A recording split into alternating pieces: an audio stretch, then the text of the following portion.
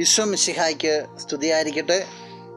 പ്രിയ സഹോദര സഹോദരി, നിനക്ക് നല്ല ഒരു ദിവസം നേരെയാണ്. ഇന്ന് പരിശുദ്ധ അമ്മയുടെ സന്ദർശന തിരുനാളാണ്. അവളുടെ ബന്ധുക്കാരിയായ എലിസബത്തിനെ സന്ദർശിക്കുവാൻ വേണ്ടി, ശുശ്രൂഷിക്കാൻ വേണ്ടി എത്തിയതിൻ്റെ ഓർമ്മ ആചരിക്കുന്ന തിരുനാൾ. എലിസബത്ത് ഈ മറിയത്തെ കണ്ടപ്പോൾ ആ സംഭാഷണത്തിൻ്റെ അവസാനം ഇപ്രകാരമാണ് പറയുക.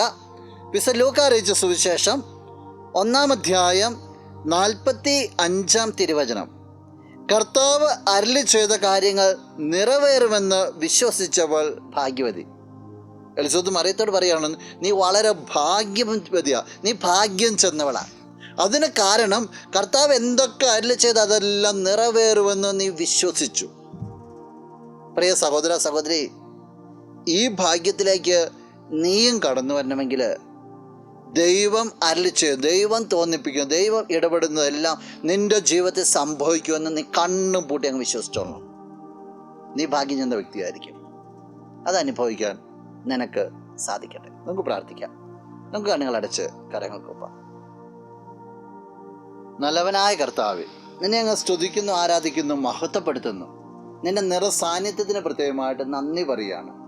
ഈശോയെ, നീ അരുളി ചെയ്യുന്നതെല്ലാം, നീ തോന്നിപ്പിക്കുന്നതെല്ലാം, നീ സന്ദേശം നൽകുന്നതെല്ലാം പൂർത്തീകരിക്കപ്പെടുമെന്നൊരു വിശ്വാസത്തിൽ ജീവിക്കുവാനായിട്ട് ഈ വ്യക്തി അനുഗ്രഹിക്കുന്നു.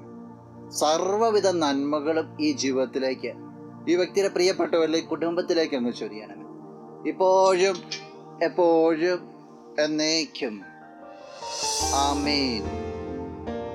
ഹല്ലേലൂയ.